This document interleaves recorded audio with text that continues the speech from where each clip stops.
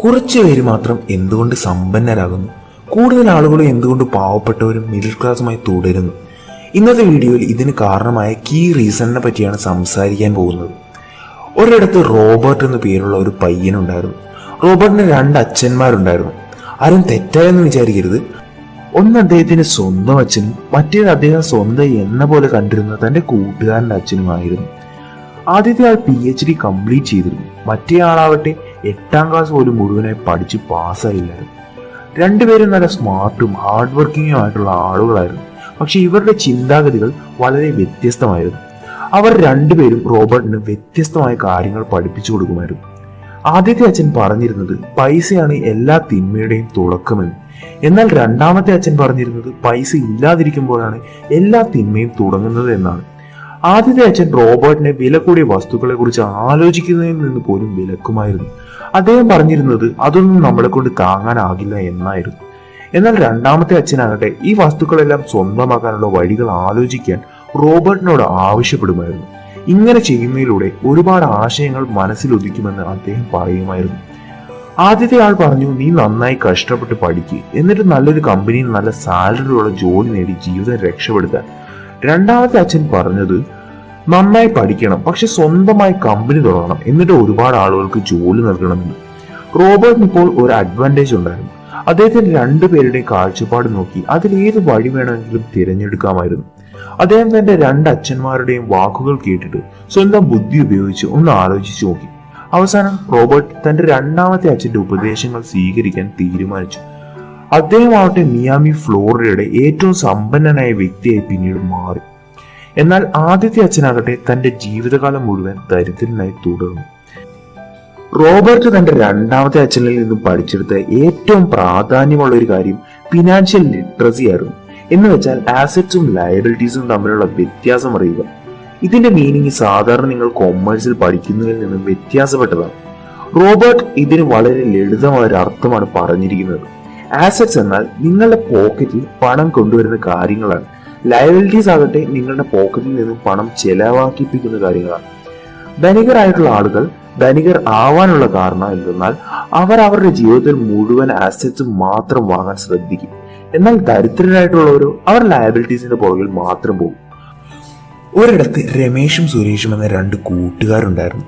അവർക്ക് ഒരേ ജോലിയും ഒരേ ശമ്പളവുമായിരുന്നു ഉണ്ടായിരുന്നത്.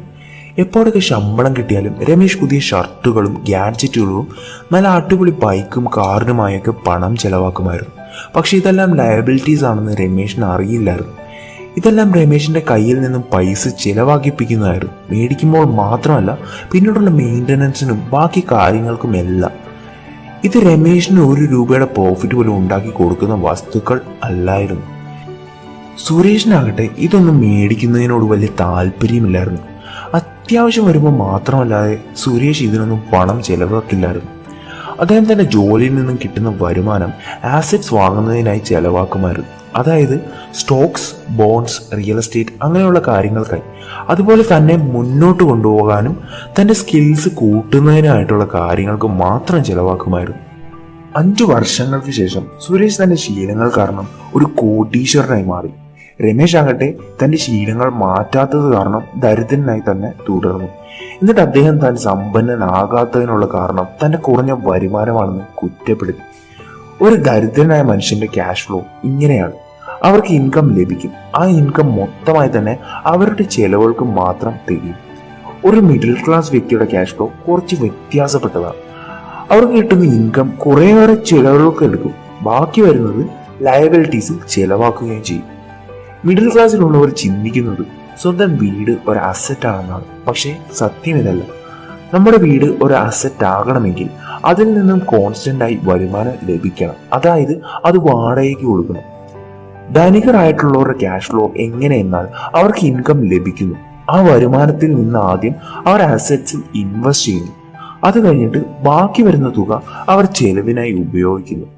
നിങ്ങൾക്ക് സമ്പന്നനാകണമെങ്കിൽ ഈ കാര്യങ്ങൾ മനസ്സിൽ വെക്കണം.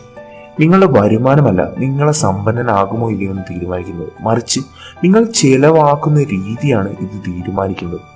നിങ്ങൾ കൺസ്യൂമർ മൈൻഡ് സെറ്റിൽ നിന്നും ഇൻവെസ്റ്റർ മൈൻഡ് സെറ്റിലേക്ക് മാറേണ്ടത് അത്യാവശ്യമാണ്. ആളുകൾ വിചാരിച്ചു വെച്ചിരിക്കുന്നത് അവർ സമ്പന്നരാകാത്തതിന്റെ കാരണം അവരുടെ വരുമാനം കുറഞ്ഞതുകൊണ്ടാണെന്നാണ്. എന്നാൽ യാഥാർത്ഥ്യം എന്തെന്നാൽ വരുമാനം കൂടുമ്പോൾ അവരുടെ ചെലവുകളും അതുപോലെ കൂടും എന്നതാണ്. കാരണം കൂടുതൽ പണവും അവർ ആവശ്യമില്ലാത്ത കാര്യങ്ങൾക്ക് ചെലവാക്കാൻ തുടങ്ങും, ഒരു നല്ല ഫോണിനോ വീടിനോ ഒക്കെ വേണ്ടി. ഇത് നിങ്ങളെ ഒരിക്കലും സമ്പന്നനാകാൻ സമ്മതിക്കില്ല. ഈ വീഡിയോയിൽ പറഞ്ഞിട്ടുള്ള എല്ലാ കാര്യങ്ങളും റിച്ച് ഡാഡ് പുവർ ഡാഡ് എന്ന റോബർട്ട് കിയോസാക്കിയുടെ പുസ്തകത്തിൽ നിന്നും എടുത്തിട്ടുള്ളതാണ്. പുസ്തകത്തിന്റെ ലിങ്ക് വീഡിയോ ഡിസ്ക്രിപ്ഷനിൽ നൽകിയിട്ടുണ്ട്.